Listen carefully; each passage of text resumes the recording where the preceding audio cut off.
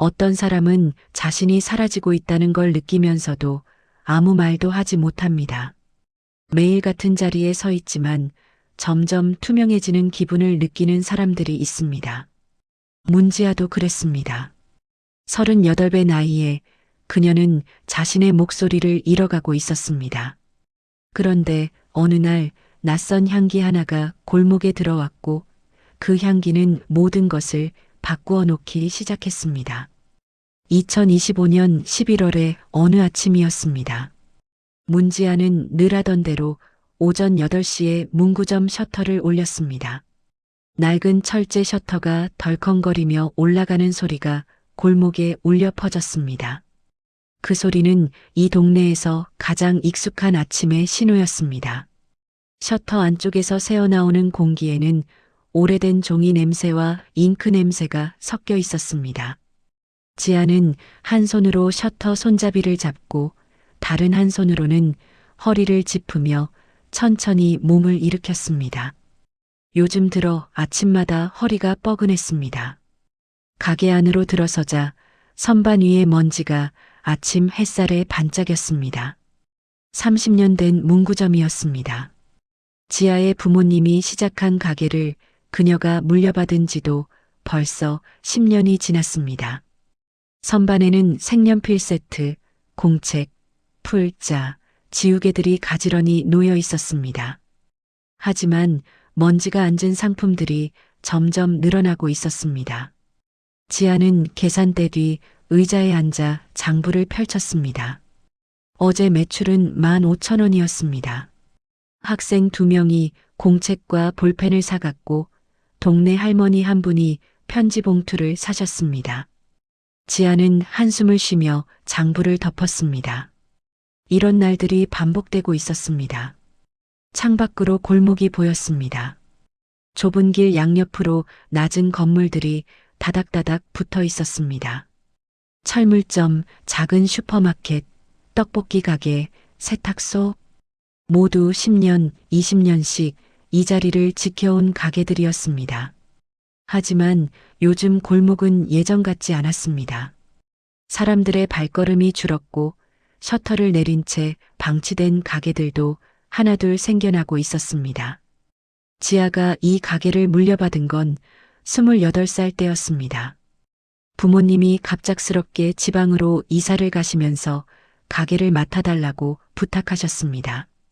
당시 지아는 작은 출판사에서 일하고 있었습니다. 책을 만드는 일이 좋았고 언젠가는 자신만의 이야기를 쓰고 싶다는 꿈도 있었습니다. 하지만 부모님의 부탁을 거절할 수 없었습니다. 지아는 늘 그런 사람이었습니다. 누군가의 부탁을 거절하지 못하고 자신의 바람보다 다른 사람의 필요를 먼저 생각하는 사람이었습니다. 그렇게 그녀는 출판사를 그만두고 문구점 주인이 되었습니다. 처음 몇 년은 괜찮았습니다. 동네 아이들이 많았고 학교 앞이라 학용품 수요도 꾸준했습니다. 지아는 아이들에게 친절했습니다.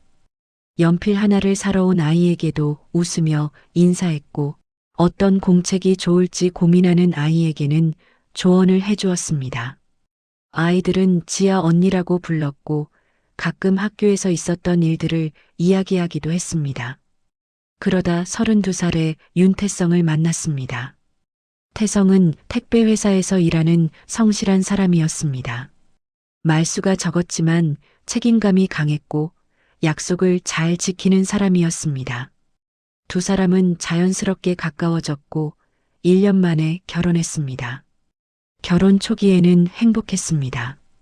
태성은 새벽 일찍 나가서 저녁 늦게 들어왔지만 주말이면 함께 시간을 보냈습니다. 지아가 만든 저녁을 먹으며 소소한 이야기를 나누고 가끔은 영화를 보러 가기도 했습니다. 하지만 시간이 지나면서 무언가 달라졌습니다. 태성은 점점 더 피곤해했습니다.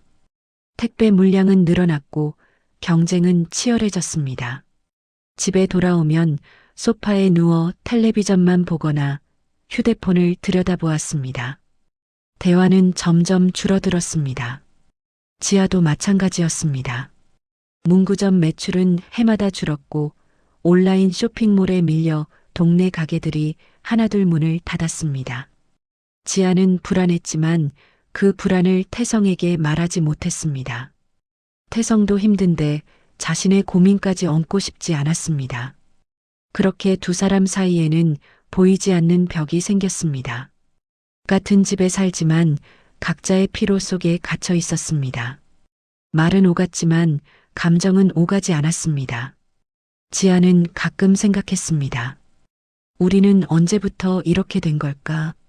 하지만 그 질문에 대한 답을 찾을 용기가 없었습니다. 그날도 평범한 하루였습니다. 오전에는 손님이 한 명도 오지 않았습니다. 지아는 선반을 닫고 상품 위치를 바꿔보고 장부를 정리했습니다. 점심때가 되자 태성에게서 문자가 왔습니다. 오늘도 늦을 것 같아. 저녁 먼저 먹어. 지아는 답장을 보내지 않았습니다. 어차피 태성은 확인도 하지 않을 것을 알고 있었습니다. 오후 2시쯤 골목에서 낯선 소리가 들려왔습니다. 엔진 소리였습니다. 지아는 고개를 들어 창밖을 바라보았습니다. 하얀색 소형 트럭 한 대가 천천히 골목 안으로 들어오고 있었습니다. 트럭 옆면에는 도하의 커피라는 간판이 붙어 있었습니다. 트럭은 문구점에서 10m쯤 떨어진 자리에 멈췄습니다. 운전석에서 한 남자가 내렸습니다. 30대 중반으로 보이는 남자였습니다. 키는 보통이었고 짙은 남색 앞치마를 두르고 있었습니다. 남자는 트럭 뒤쪽으로 가서 접이식 테이블과 의자를 꺼내 설치하기 시작했습니다. 지아는 신기한 듯 그 모습을 지켜보았습니다. 이 골목에 커피 트럭이라니. 손님도 별로 없는 곳인데 장사가 될까 싶었습니다. 하지만 동시에 묘한 기대감도 들었습니다. 새로운 무언가가 이 골목에 들어온다는 것 자체가 오랜만이었습니다. 1시간쯤 지났을까?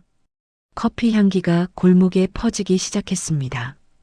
은은하면서도 진한 향이었습니다. 지아는 무의식 중에 그 향기를 따라 가게 밖으로 나왔습니다. 트럭 앞에 서자 남자가 고개를 들며 미소 지었습니다.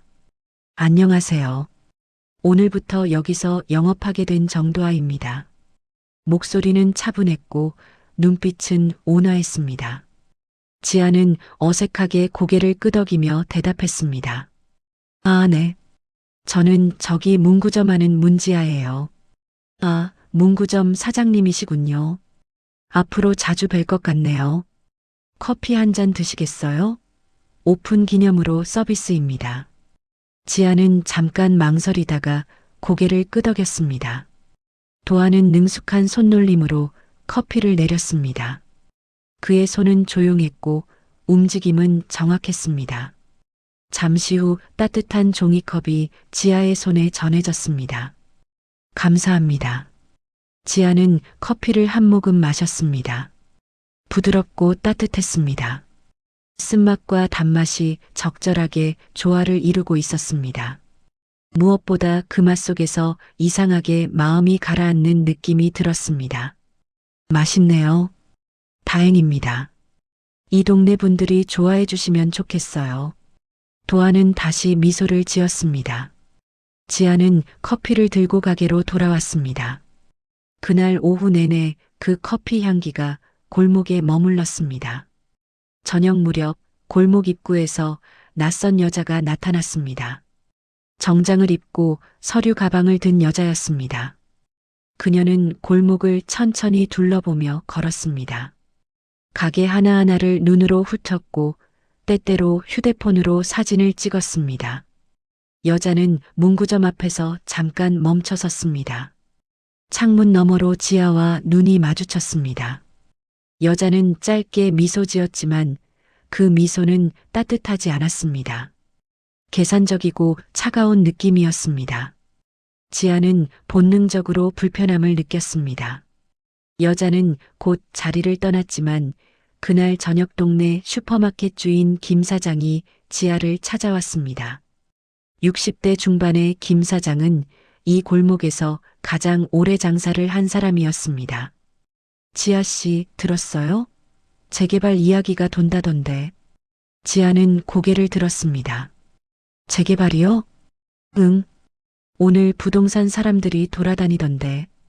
이 일대를 통째로 밀고 아파트를 짓는다는 소문이 있어요. 우리 같은 사람들은 어떻게 되는 건지 모르겠네. 김 사장의 얼굴에는 불안이 가득했습니다. 지아도 가슴이 철렁했습니다. 재개발. 그 단어는 이 골목에 사는 사람들에게는 두려움 그 자체였습니다. 그날 밤 지아는 잠을 이루지 못했습니다. 옆에서 태성은 깊게 코를 골며 자고 있었습니다. 지아는 천장을 바라보며 생각했습니다. 만약 정말 재개발이 된다면 이 가게는 어떻게 될까? 자신은 어디로 가야 할까? 그리고 문득 오늘 마신 커피의 향기가 떠올랐습니다. 그 부드럽고 따뜻한 향기가 지금 이 불안한 마음을 조금이나마 진정시켜주는 것 같았습니다. 지아는 눈을 감았습니다. 내일도 그 커피 트럭은 골목에 있을까? 그리고 이 골목은 얼마나 더 여기 남아있을 수 있을까? 창밖으로 11월의 찬바람이 불어왔습니다. 골목의 가로등 불빛이 흔들렸습니다. 무언가 큰 변화가 시작되려 하고 있었습니다. 커피 트럭이 골목에 자리 잡은 지 일주일이 지났습니다. 정도아의 커피는 동네 사람들 사이에서 조금씩 입소문을 타기 시작했습니다. 오전에는 출근하는 직장인 몇 명이, 오후에는 산책 나온 노인들이 커피를 사갔습니다. 지아도 하루에 한 번씩 커피를 마시러 갔습니다. 그 짧은 시간이 유일하게 마음이 편안해지는 순간이었습니다. 하지만 재개발 소문은 점점 구체화되고 있었습니다. 골목 곳곳에 낯선 사람들이 나타나 건물을 살피고 사진을 찍었습니다. 동네 사람들은 불안한 눈빛으로 서로를 마주쳤습니다. 그날 오후 정장 차림의 여자가 문구점 문을 열고 들어왔습니다. 일주일 전 골목을 둘러보던 그 여자였습니다. 지아는 계산대에서 일어나 인사했습니다. 안녕하세요. 여자는 부드럽게 미소 지으며 명함을 내밀었습니다. 안녕하세요. 저는 청라개발 기획팀의 박서린이라고 합니다. 명함을 받아든 지아의 손이 미세하게 떨렸습니다. 개발회사 사람이었습니다. 저희가 이 지역 재개발 사업을 맡게 됐어요. 주민분들께 설명도 드리고 의견도 듣고자 해서 찾아뵙고 있습니다. 서린의 목소리는 친절했습니다. 하지만 그 친절함 속에는 단단한 무언가가 깔려 있었습니다. 지아는 긴장한 채로 대답했습니다. 아, 네. 재개발 이야기는 들었습니다. 이 일대가 곧 새로운 주거단지로 바뀌게 됩니다. 낡은 건물들은 철거되고 현대식 아파트가 들어서게 되지요. 물론 상가도 새로 조성됩니다. 서리는 가방에서 태블릿을 꺼내 조감도를 보여주었습니다. 화면 속에는 높은 아파트 동들과 넓은 도로, 깔끔한 상가 건물들이 그려져 있었습니다. 지금의 골목과는 완전히 다른 풍경이었습니다. 보시다시피 아주 쾌적한 환경이 될 겁니다. 사장님 같은 분들도 새 상가에 입주하실 수 있어요. 물론 조건이 맞으면요. 지아는 화면을 바라보며 물었습니다. 조건이요? 네. 새 상가 분양가가 있으니까요. 지금 가게를 정리하시고 보상금을 받으신 후 그 금액으로 새 상가를 분양받으실 수 있습니다.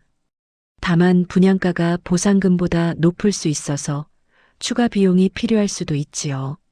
서리는 태블릿을 치우며 덧붙였습니다. 솔직히 말씀드리면 이런 오래된 가게는 수익성이 좋지 않잖아요. 요즘 문구점은 다들 온라인으로 사니까요. 이참에 정리하시고 새로운 시작을 하시는 것도 나쁘지 않을 것 같은데요. 지아는 입술을 깨물었습니다. 서린의 말은 틀리지 않았습니다. 매출은 해마다 줄었고 미래는 불투명했습니다. 하지만 이 가게는 단순히 수익을 내는 공간이 아니었습니다. 부모님의 손때가 묻은 곳이었고 지난 10년간 지아의 하루하루가 쌓인 곳이었습니다. 생각해 보겠습니다. 지아의 목소리는 작았습니다. 서리는 고개를 끄덕이며 다시 명함을 내밀었습니다. 천천히 생각하세요. 다만 결정은 빠를수록 좋습니다. 일찍 협조하시는 분들께는 보상금도 더 후하게 책정되거든요. 언제든 연락 주세요. 서린이 나간 뒤 가게는 다시 조용해졌습니다. 지아는 명함을 내려다보았습니다. 박서린, 청라개발기획팀장. 번호와 이메일이 정갈하게 인쇄되어 있었습니다. 그날 저녁 지아는 태성에게 이 이야기를 꺼냈습니다. 태성은 소파에 앉아 치킨을 뜯으며 텔레비전을 보고 있었습니다. 지아는 그 옆에 앉았습니다. 오늘 개발회사 사람이 가게에 왔어. 태성은 화면에서 눈을 떼지 않은 채 대답했습니다. 그래, 뭐래? 재개발 확정된 것 같아. 보상받고 나가라는데. 태성은 치킨 한 조각을 입에 넣고 씹었습니다. 잠시 침묵이 흘렀습니다. 지아는 조심스럽게 물었습니다. 당신 생각은 어때? 태성은 그제야 고개를 돌려 지아를 보았습니다. 글쎄, 어차피 가게도 잘 안 되잖아. 이참에 정리하는 게 나을 수도 있지. 지아의 가슴이 철렁했습니다. 그게 무슨 말이야? 10년을 여기서 버텨왔는데 버텨왔다는 게 좋은 건가? 지아야, 현실을 봐. 매달 적자고 우리 저축도 다 까먹고 있어. 언제까지 이렇게 살 거야? 태성의 목소리에는 짜증이 섞여 있었습니다. 지아는 할 말을 잃었습니다. 태성의 말이 틀린 건 아니었습니다. 하지만 그렇게 쉽게 포기하라는 말을 들으니 마음이 무너지는 것 같았습니다. 당신은 내가 어떻게 하길 바라는 거야. 나는 내가 행복했으면 좋겠어. 근데 지금 행복해 보이지 않아. 매일 힘들어하면서 그 가게 붙들고 있는 게 무슨 의미가 있어. 태성은 다시 텔레비전으로 고개를 돌렸습니다. 대화는 거기서 끝났습니다. 지아는 일어나 방으로 들어갔습니다. 다음 날부터 지아는 뭔가 해야 한다고 생각했습니다. 그냥 앉아서 당할 수는 없었습니다. 오전에 동네 슈퍼 김 사장을 찾아갔습니다. 김 사장님, 재개발 이야기 들으셨죠? 김 사장은 한숨을 쉬며 고개를 끄덕였습니다. 들었지. 어제 나한테도 그 사람들이 왔어. 보상금 얼마 줄 테니까 나가라더라고. 우리 뭐라도 해야 하지 않을까요? 주민들끼리 모여서 대책을 세운다거나. 김 사장은 쓴웃음을 지었습니다. 지아 씨, 현실적으로 생각해. 개발회사는 이미 허가 다 받았을 거야. 우리 같은 영세 상인들이 뭘 할 수 있겠어. 그냥 보상금이라도 제대로 받는 게 상책이야. 그 말에 지아는 말문이 막혔습니다. 김 사장도 이미 체념하고 있었습니다. 오후에는 부동산에 들렀습니다. 이 근처에서 다른 가게를 구할 수 있을까 알아보려고 했습니다. 부동산 사장은 지도를 펼치며 말했습니다. 요즘 권리금이 장난 아닙니다. 이 근처는 다 재개발 바람 때문에 임대료도 올랐고요. 제대로 된 상가 구하려면 최소 억 단위는 생각하셔야 해요. 지아에게는 그런 돈이 없었습니다. 보상금을 받는다 해도 새 가게를 차리기엔 턱없이 부족할 것이었습니다. 저녁 무렵 지아는 도하의 커피 트럭 앞에 섰습니다. 다른 손님이 없었습니다. 도하는 지아를 보자 미소 지으며 물었습니다. 오늘은 어떤 커피 드릴까요? 아메리카노요. 도하는 조용히 커피를 내렸습니다. 에스프레소 머신이 부드럽게 작동하는 소리가 들렸습니다. 잠시 후 따뜻한 커피가 전해졌습니다. 지아는 커피를 받아들고 작게 말했습니다. 이 골목도 곧 사라질 것 같아요. 도하는 고개를 들었습니다. 재개발 말씀이신가요? 네. 다들 포기하는 분위기예요. 저도 어떻게 해야 할지 모르겠어요. 도아는 잠시 생각하다가 입을 열었습니다. 사장님은 이 가게를 계속하고 싶으신가요?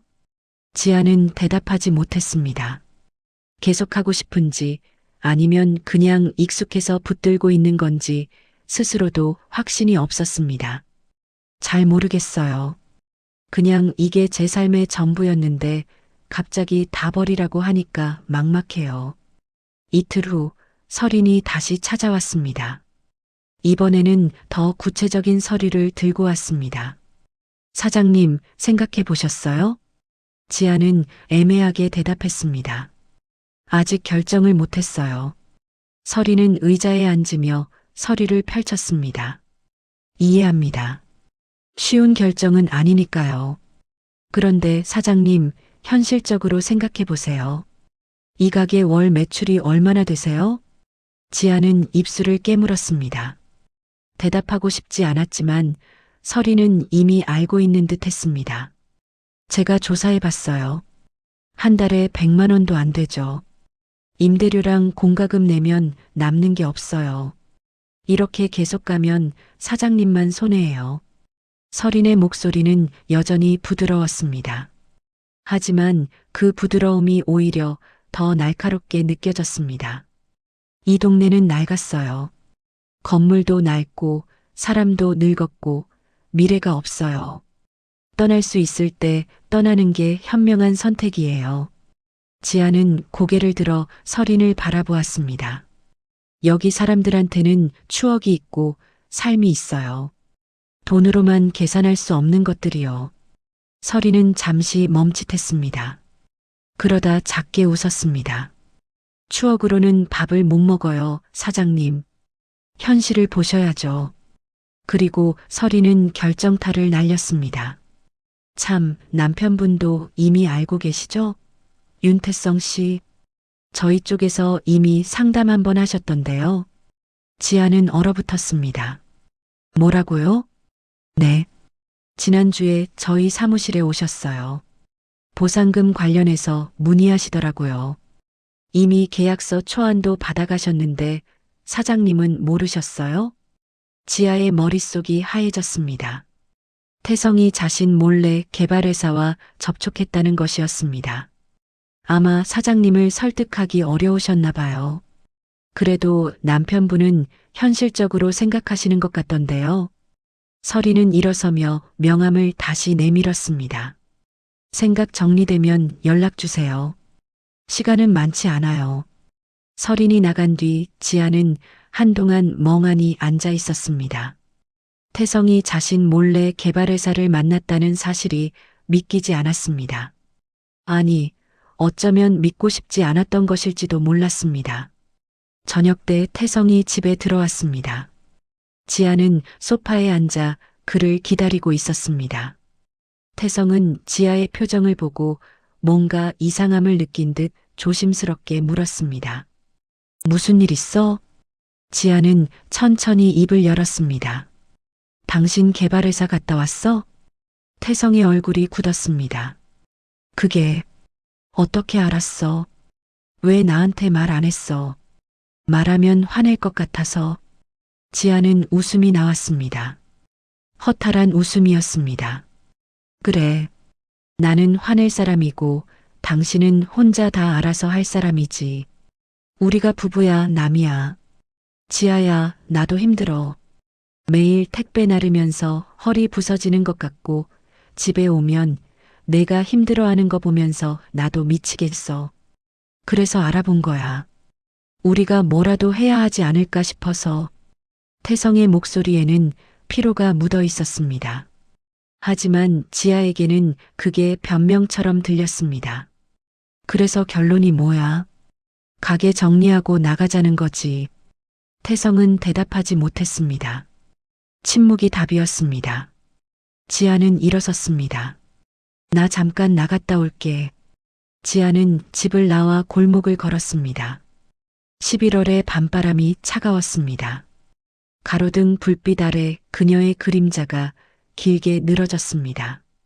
도하의 커피트럭은 아직 불이 켜져 있었습니다.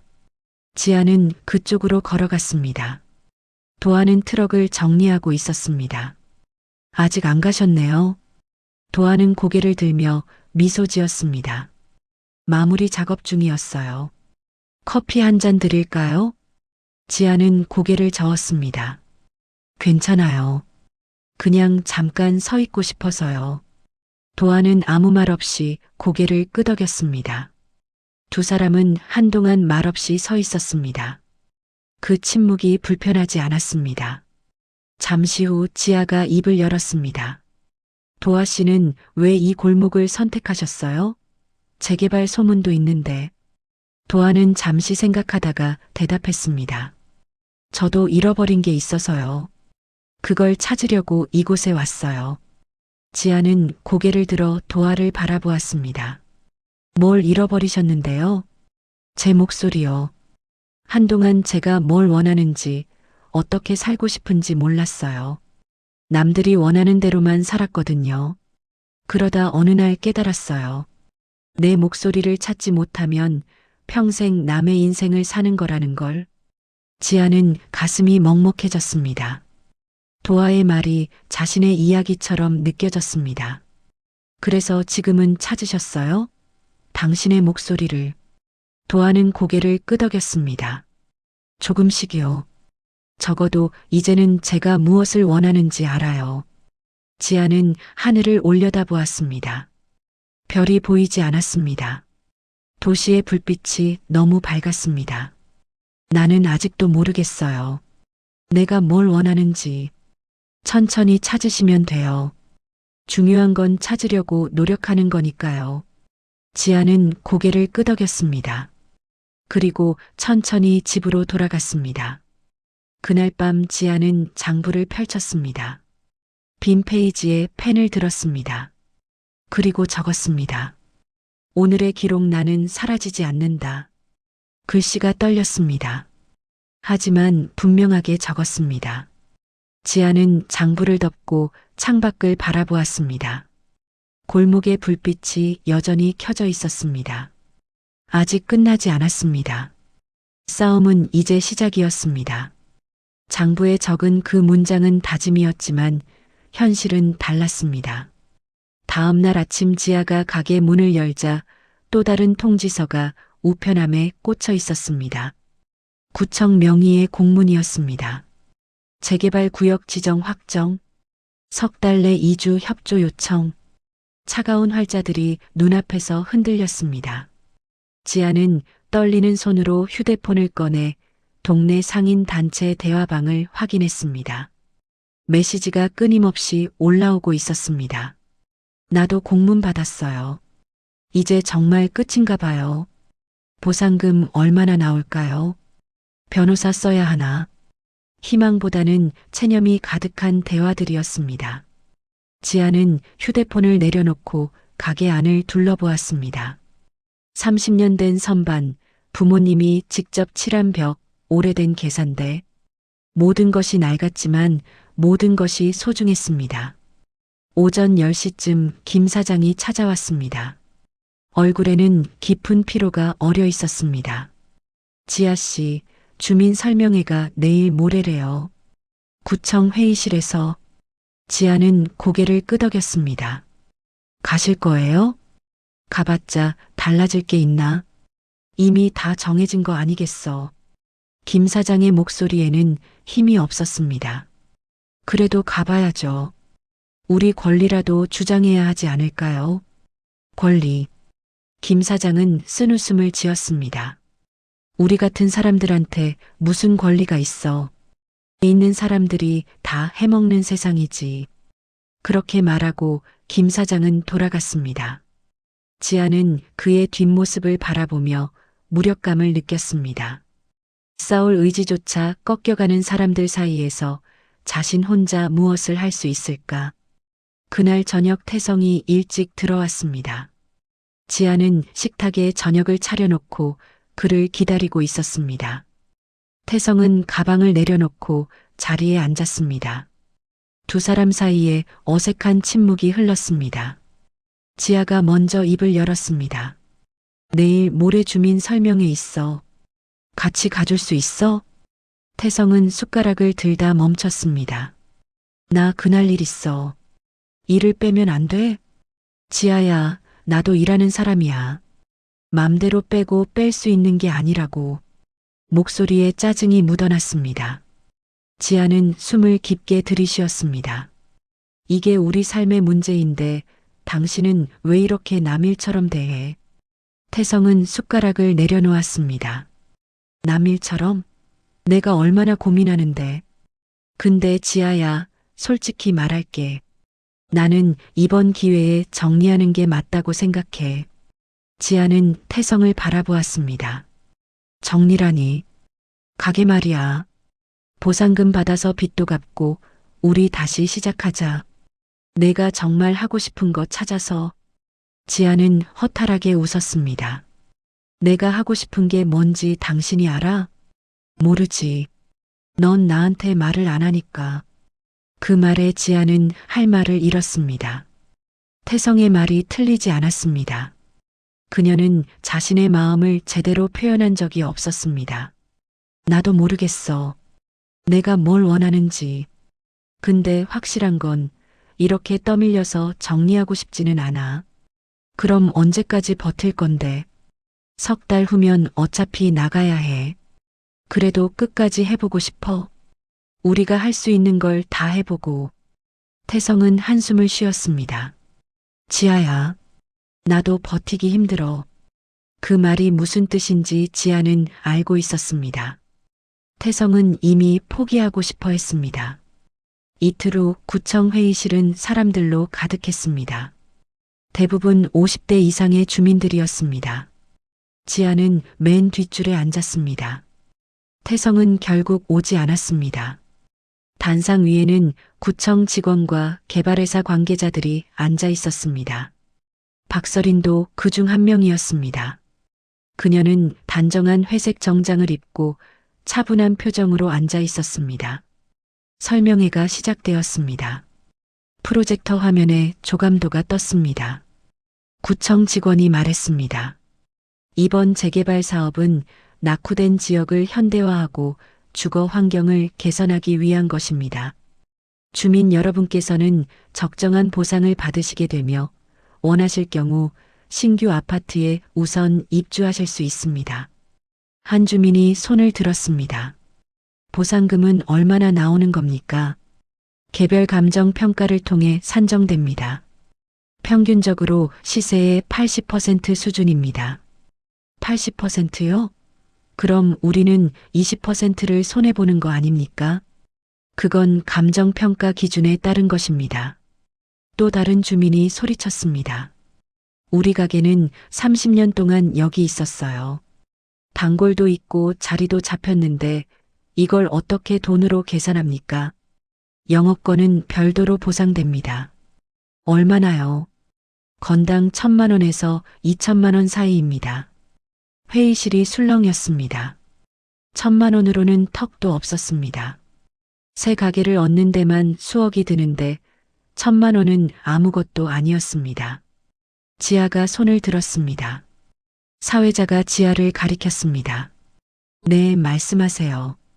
지아는 일어섰습니다. 가슴이 두근거렸습니다.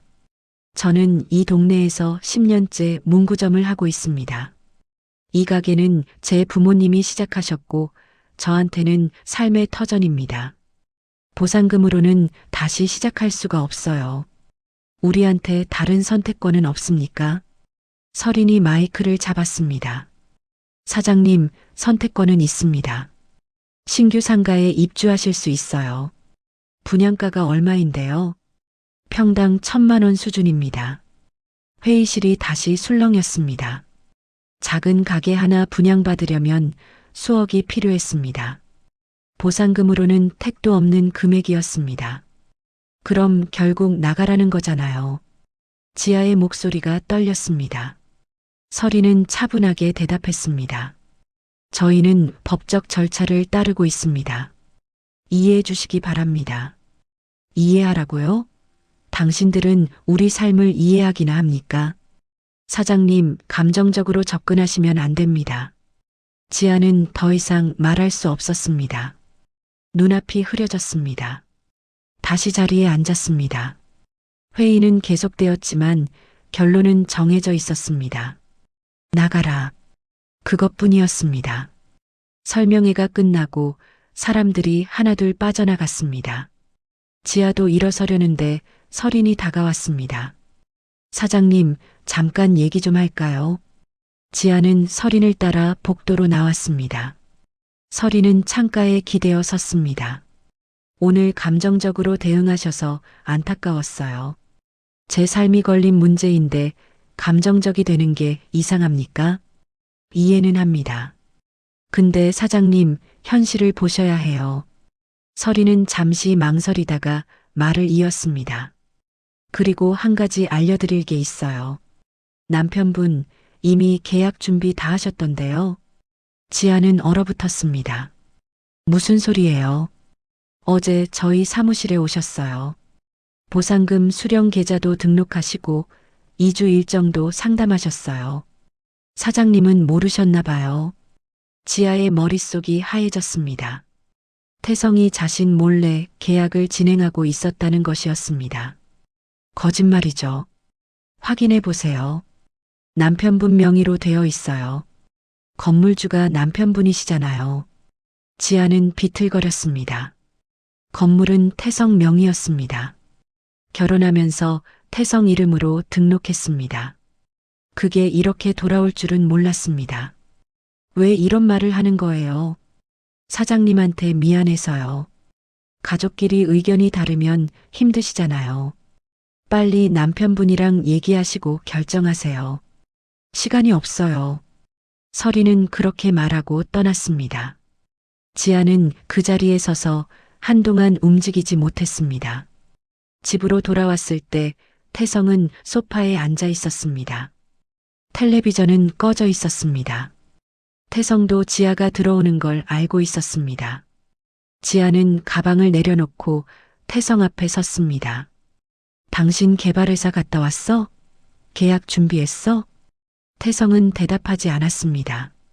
침묵이 답이었습니다. 왜 나한테 말 안 했어? 태성이 천천히 고개를 들었습니다. 말하면 싸울 것 같아서. 싸우는 게 당연한 거 아니야? 우리 일인데. 지아야, 나도 버티기 힘들어. 태성의 목소리가 갈라졌습니다. 매일 택배 나르면서 허리 아프고 집에 오면 내가 힘들어하는 거 보고 나도 미치겠어. 이렇게 계속 살 수 없어. 그래서 혼자 결정한 거야? 나한테 한마디도 안 하고. 결정은 안 했어. 그냥 알아본 거야. 거짓말. 계좌까지 등록했잖아. 태성은 할 말이 없었습니다. 지아는 무너지는 기분이었습니다. 당신은 나를 믿지 않는구나. 우리가 함께 해결할 수 있다고 생각하지 않는 거지. 지아야. 됐어. 이제 알겠어. 지아는 돌아서서 방으로 들어갔습니다. 문을 닫고 이불 속에 파묻혔습니다. 눈물이 났습니다. 소리 없이 흐르는 눈물이었습니다. 남편도 믿을 수 없었고 동네 사람들도 포기했고 개발회사는 강했고 자신은 약했습니다. 모든 것이 무너지는 것 같았습니다. 한참을 울고 나서 지아는 일어났습니다. 책상 서랍에서 장부를 꺼냈습니다. 지난번 적었던 문장이 있었습니다. 나는 사라지지 않는다. 지아는 펜을 들었습니다. 손이 떨렸지만 글씨를 적었습니다. 오늘의 기록 혼자라도 싸운다. 눈물이 종이 위에 떨어졌습니다. 글씨가 번졌습니다. 하지만 지아는 계속 적었습니다. 이건 내 삶이다. 아무도 대신 살아줄 수 없다. 장부를 덮고 창밖을 바라보았습니다. 골목의 가로등이 희미하게 빛나고 있었습니다. 도하의 커피트럭도 보였습니다. 불은 꺼져 있었지만 그 존재만으로도 위로가 되었습니다. 지아는 휴대폰을 꺼냈습니다. 동네 상인 대화방을 열었습니다. 한참을 망설이다가 메시지를 입력했습니다. 내일 우리 가게 앞에서 모일 수 있을까요? 얘기 나눠보고 싶어요. 전송 버튼을 누르는 손이 떨렸습니다. 답장이 올까? 아무도 오지 않으면 어떡하지? 두려웠습니다. 하지만 이대로 포기할 수는 없었습니다. 몇 분 후 첫 답장이 왔습니다.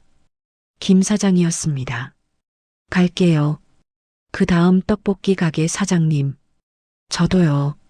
하나둘 답장이 올라왔습니다. 지아는 휴대폰을 꼭 쥐었습니다. 혼자가 아니었습니다. 아직 희망은 남아 있었습니다. 밤은 깊었지만 지아는 잠들지 않았습니다. 내일을 준비해야 했습니다. 무엇을 말할지, 어떻게 설득할지, 함께 무엇을 할 수 있을지 생각이 꼬리를 물었습니다. 새벽 4시쯤 태성이 방문을 조심스럽게 열었습니다. 지아야, 자니? 지아는 대답하지 않았습니다. 태성은 한참을 서 있다가 조용히 문을 닫았습니다. 지아는 천장을 바라보았습니다. 관계는 금이 같지만 아직 부서지지는 않았습니다. 하지만 그 금은 점점 깊어지고 있었습니다. 동이 트기 시작했습니다. 회색빛 새벽이 창문으로 스며들었습니다. 지아는 일어나 옷을 갈아입었습니다. 거울 속 자신의 얼굴은 창백했지만 눈빛은 살아있었습니다. 오늘부터 싸움이 시작됩니다. 이길 수 있을지는 모르지만 싸우지 않으면 확실히 질 것입니다. 지아는 문구점 열쇠를 쥐었습니다.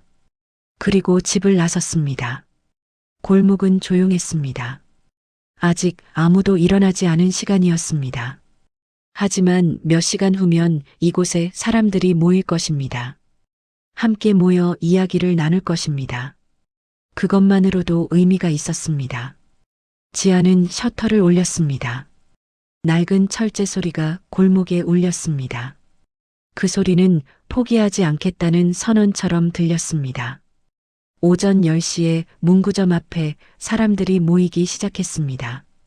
김 사장이 먼저 왔고 떡볶이 가게 사장님, 철물점 주인, 세탁소 사장님이 차례로 도착했습니다. 모두 10여 명이었습니다. 많지 않은 숫자였지만 지아에게는 큰 힘이 되었습니다. 지아는 간이 의자들을 가게 앞에 펼쳐놓았습니다. 사람들이 하나둘 자리에 앉았습니다. 얼굴들은 피곤했지만 눈빛에는 아직 포기하지 않은 무언가가 남아 있었습니다. 지아가 먼저 입을 열었습니다. 모여주셔서 감사합니다. 어제 설명회 다녀오셨죠? 다들 실망하셨을 거예요. 사람들이 고개를 끄덕였습니다. 김 사장이 말했습니다. 실망 정도가 아니지. 완전히 우리를 무시하더라고. 맞아요. 그래서 생각해 봤어요. 우리가 이대로 당하고만 있으면 안 되겠다고요. 떡볶이 가게 사장님이 물었습니다. 그래서 뭘 어떻게 하자는 거예요? 지아는 준비해온 종이를 꺼냈습니다. 새벽 내내 작성한 내용이었습니다. 우선 우리끼리 상황을 공유하고 변호사 자문을 받아보면 어떨까요? 그리고 구청이랑 개발회사에 정식으로 의견서를 제출하는 거예요. 의견서를 내봤자 들어주기나 할까? 안 들어줄 수도 있어요. 하지만 아무것도 안 하는 것보다는 낫잖아요. 잠시 침묵이 흘렀습니다. 그때 도아가 커피 트레이를 들고 다가왔습니다. 커피 가져왔어요. 다들 한 잔씩 드세요. 사람들이 고맙다며 커피를 받았습니다. 따뜻한 커피가 손에 전해지자 분위기가 조금 풀렸습니다. 도아가 지아 옆에 섰습니다. 저도 동참하고 싶어요. 제가 도울 일이 있으면 말씀하세요. 지아는 고개를 끄덕였습니다. 도아의 존재만으로도 힘이 났습니다. 철물점 주인이 입을 열었습니다. 나도 찬성이야. 어차피 질 거면 제대로 싸워보고 지자. 그냥 당하고만 있긴 억울해.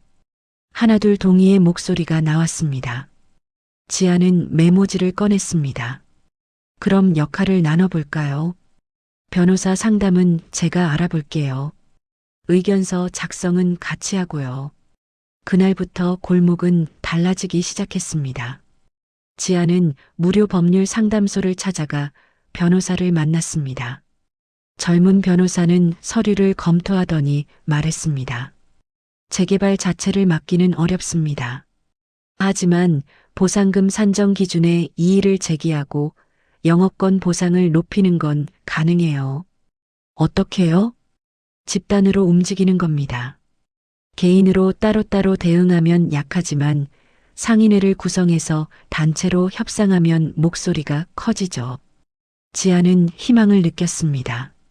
방법이 있었습니다. 며칠 후 골목 상인들은 정식으로 상인회를 만들었습니다. 회장은 김 사장이 맡고 지아는 총무를 맡았습니다. 도아는 홍보를 담당하기로 했습니다. 도아는 골목의 이야기를 SNS에 올리기 시작했습니다. 30년 된 가게들, 그곳에서 살아온 사람들, 사라져가는 골목의 온기, 사진과 글이 조금씩 퍼져나갔습니다. 일주일 후 지역 신문 기자가 찾아왔습니다. 30대 초반의 여성 기자였습니다.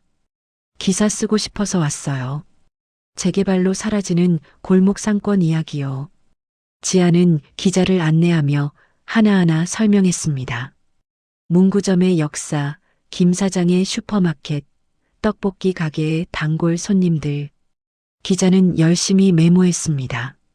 좋은 기사 써주세요. 우리 목소리를 전해주세요. 최선을 다하겠습니다. 며칠 후 기사가 실렸습니다. 사라지는 골목, 남겨진 사람들이라는 제목이었습니다. 기사는 생각보다 큰 반응을 얻었습니다. 댓글들이 달렸고 SNS에서 공유되었습니다. 이런 곳을 왜 없애나요? 개발도 중요하지만 사람도 중요하죠. 응원합니다. 작은 변화였지만 의미 있는 변화였습니다. 지아는 처음으로 혼자가 아니라는 느낌을 받았습니다. 어느 날 저녁 태성이 지아에게 말을 걸었습니다. 일주일 동안 두 사람은 거의 대화를 하지 않았습니다. 지아야, 얘기 좀 하자. 지아는 설거지를 멈추고 돌아섰습니다. 태성은 식탁에 앉아 있었습니다. 나 잘못했어. 태성의 목소리는 작았습니다. 너한테 말도 안 하고 혼자 결정하려고 한 거. 그게 잘못이었어. 지아는 태성 맞은편에 앉았습니다. 왜 그랬어? 무서웠어. 내가 힘들어하는 거 보는 게. 그래서 빨리 끝내고 싶었어. 근데 그게 너를 더 힘들게 했구나. 태성의 눈가가 붉어졌습니다. 지아는 처음 보는 모습이었습니다. 나도 잘못했어. 당신한테 내 마음을 제대로 말하지 않았어. 그냥 알아주길 바랐지. 미안해. 나도 미안해. 두 사람은 한동안 말없이 앉아 있었습니다. 그 침묵은 불편하지 않았습니다. 오히려 위로가 되었습니다. 태성이 먼저 입을 열었습니다. 나도 도와줄게. 뭐 할 수 있는 거 있어? 정말? 응. 우리 함께 해보자. 끝까지. 지아는 태성의 손을 잡았습니다. 오랜만에 느끼는 온기였습니다. 한 달 후 상인회는 구청과 개발회사 앞에서 기자회견을 열었습니다. 지역 방송국 카메라도 왔습니다. 김 사장이 대표로 발언했습니다. 우리는 재개발을 반대하는 게 아닙니다. 다만 정당한 보상과 대안을 요구합니다. 우리도 이 도시의 일원입니다. 박수가 터져 나왔습니다. 지나가던 시민들도 멈춰서서 지켜보았습니다. 그날 오후 서린이 지아를 찾아왔습니다. 표정이 전과 달랐습니다. 여유가 사라져 있었습니다. 사장님, 이러시면 안 됩니다. 뭐가요? 언론 플레이하시고 여론 만드시고 이렇게 하시면 회사 입장이 곤란해집니다. 지아는 차분하게 대답했습니다. 곤란한 건 우리도 마찬가지예요. 평생 일군 삶의 터전을 하루아침에 잃게 생겼는데요.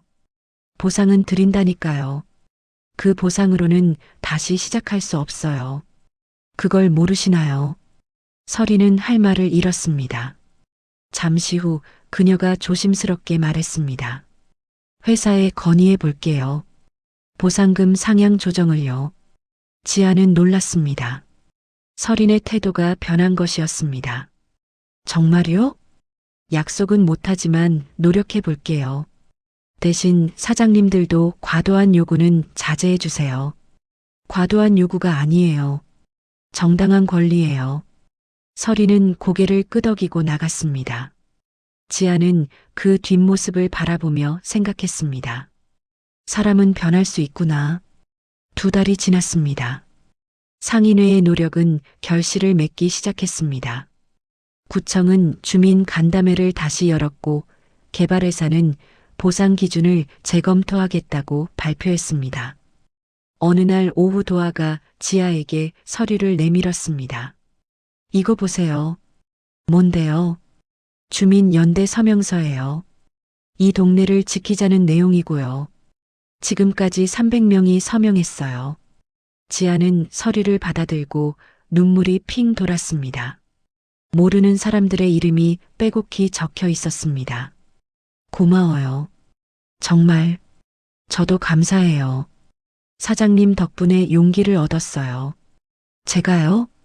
네. 사장님이 포기하지 않는 모습 보면서 저도 배웠어요. 자기 목소리를 내는 게 얼마나 중요한지. 지아는 미소 지었습니다. 자신이 누군가에게 힘이 될 수 있다는 게 신기했습니다. 그날 저녁 상인의 사람들이 모였습니다. 김 사장이 소식을 전했습니다. 방금 변호사한테 연락 왔어요. 개발회사가 협상 테이블에 앉겠대요. 사람들 사이에서 탄성이 터졌습니다. 아직 끝난 건 아니에요. 하지만 우리 목소리를 들었다는 거잖아요. 떡볶이 가게 사장님이 눈물을 닦았습니다. 포기하지 않길 잘했네. 모두가 고개를 끄덕였습니다. 지아는 사람들을 둘러보았습니다. 1달 전만 해도 체념했던 사람들이 이제는 희망을 이야기하고 있었습니다. 그날 밤 지아는 집으로 돌아와 태성에게 말했습니다. 당신 말이 맞았어. 뭐가? 혼자서는 안 된다는 거. 함께 해야 한다는 거. 태성은 지아를 안았습니다. 오랜만에 포옹이었습니다. 우리 잘할 수 있을 거야. 응. 이제 시작이야. 지아는 창밖을 바라보았습니다. 골목의 불빛들이 하나둘 켜지고 있었습니다. 문구점, 슈퍼마켓, 떡볶이 가게, 커피 트럭. 모든 가게가 아직 살아 있었습니다. 며칠 후 정식 협상이 시작되었습니다. 개발회사는 보상금 30% 인상과 임시 상가 지원을 제안했습니다. 완벽하지는 않았지만 의미 있는 진전이었습니다. 회의가 끝나고 나오는데 설인이 지아를 불렀습니다. 사장님. 네. 처음에는 이해 못했어요. 왜 이렇게 버티시는지. 근데 이제 알 것 같아요. 지아는 고개를 갸우뚱했습니다. 이게 단순히 가게 문제가 아니라는 거요. 삶의 문제라는 거. 존엄의 문제라는 거. 지아는 놀라서 설인을 바라보았습니다. 저도 배웠어요. 사장님한테 감사합니다. 설인은 그렇게 말하고 돌아섰습니다. 지아는 그 뒷모습을 보며 생각했습니다. 사람은 정말 변할 수 있구나. 골목으로 돌아오니 도아가 커피를 건넸습니다. 수고하셨어요. 아직 멀었어요. 그래도 여기까지 온 거 대단해요.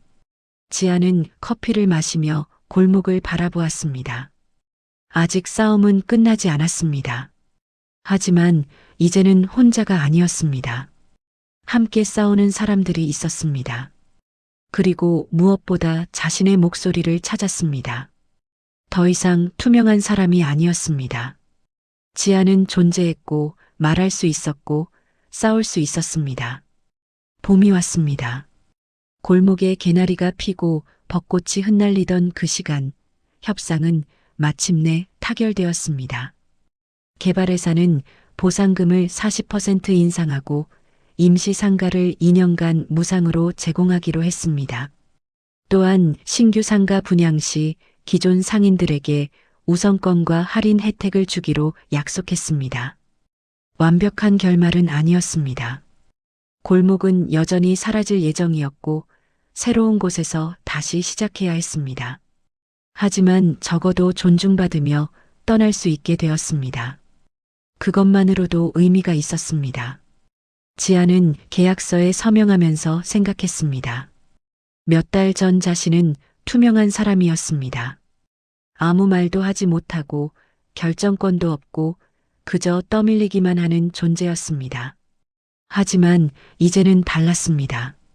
자신의 목소리를 냈고 함께 싸웠고 변화를 만들어냈습니다.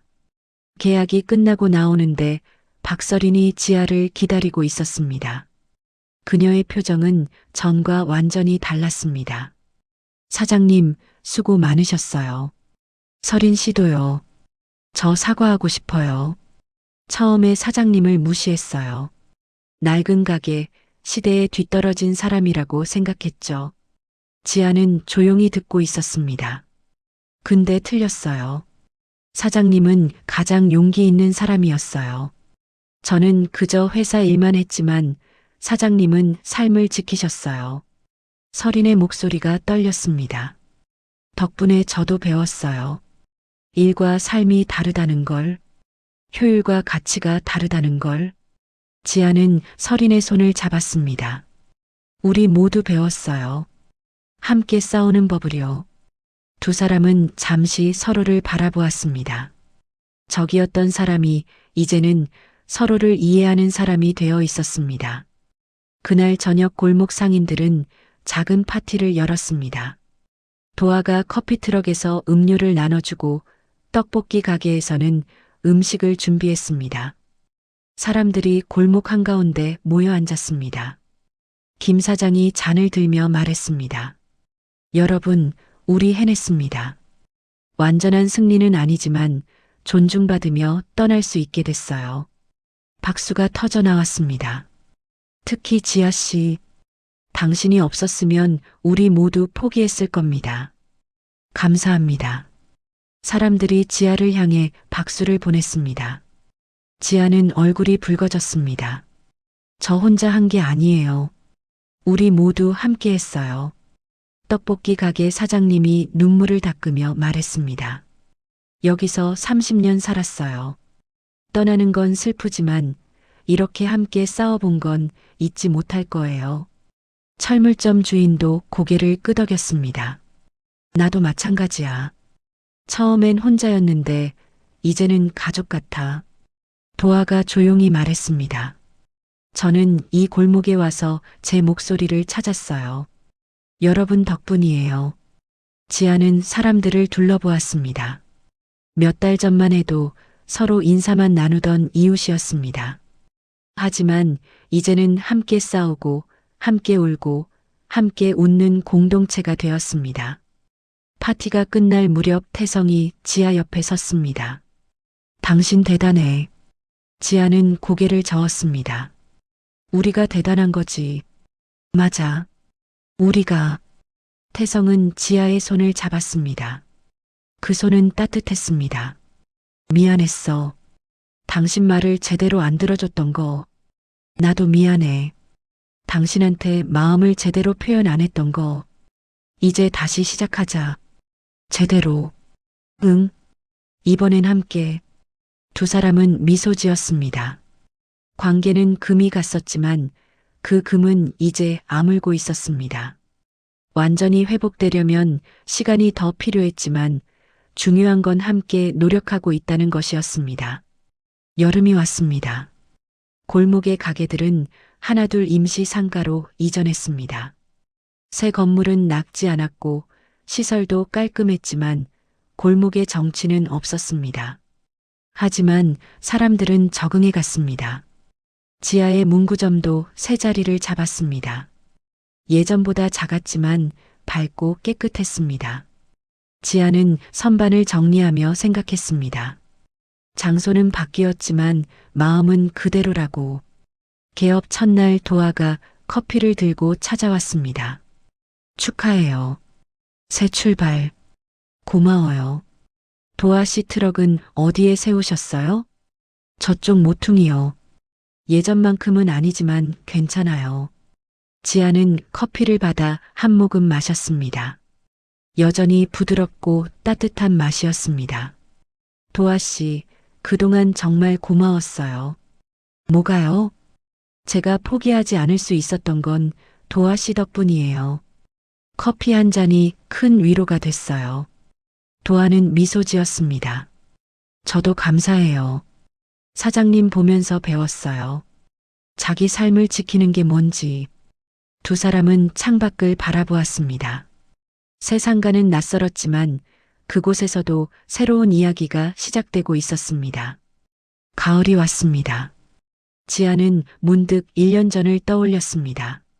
그때 자신은 셔터를 올리며 하루를 시작했지만 마음은 무거웠습니다.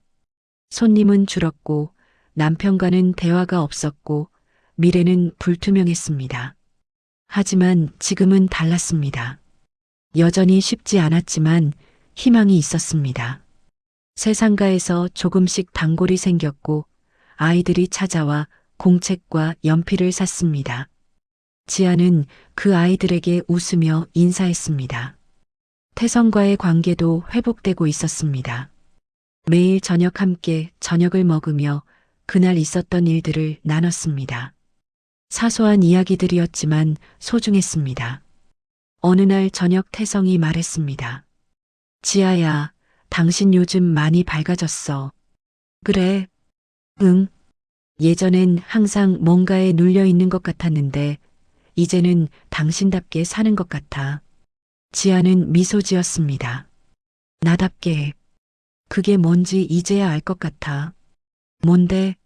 내 목소리를 내는 거. 내가 원하는 걸 말하는 거. 그리고 포기하지 않는 거. 태성은 지아를 안았습니다. 앞으로도 그렇게 살자. 함께. 응. 함께. 겨울이 다가왔습니다. 그리고 새해가 밝았습니다. 지아는 문구점에 작은 칠판을 걸었습니다. 그 위에 분필로 적었습니다. 새해 복 많이 받으세요. 올해도 함께해요.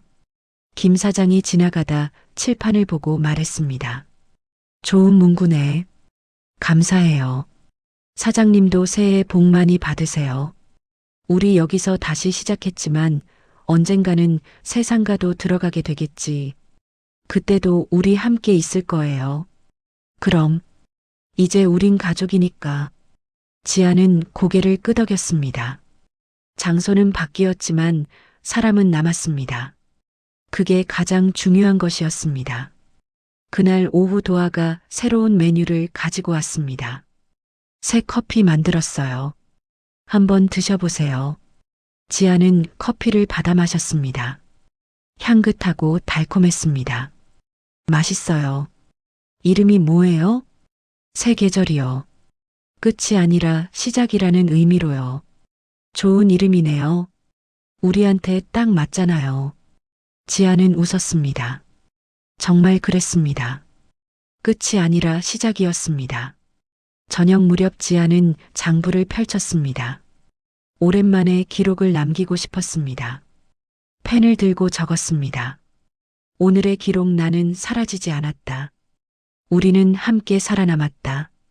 그리고 다시 시작한다. 글씨는 흔들리지 않았습니다. 또렷하고 힘이 있었습니다. 지아는 장부를 덮고 창밖을 바라보았습니다. 거리에는 사람들이 오가고 있었습니다. 도하의 커피트럭에서는 따뜻한 불빛이 새어나왔습니다. 김 사장의 슈퍼마켓도 떡볶이 가게도 철물점도 모두 불을 켜고 있었습니다. 세상은 여전히 빠르게 변했고 약한 사람들을 쉽게 밀어냈습니다. 하지만 지아는 이제 알았습니다. 포기하지 않으면, 목소리를 내면, 함께 싸우면 변화를 만들 수 있다는 것을요. 그것만으로도 충분했습니다. 태성이 가게로 들어왔습니다. 퇴근했어. 배고프지? 응. 같이 저녁 먹으러 가자. 좋아. 두 사람은 손을 잡고 가게를 나섰습니다. 겨울 바람이 차가웠지만 마음은 따뜻했습니다. 골목은 사라졌지만 사람들은 남았습니다. 그리고 새로운 곳에서 새로운 이야기를 쓰고 있었습니다. 지아의 이야기도 계속되고 있었습니다. 이 이야기가 마음에 와닿으셨다면 구독과 좋아요 부탁드립니다. 여러분의 응원이 더 많은 이야기를 만드는 힘이 됩니다. 감사합니다.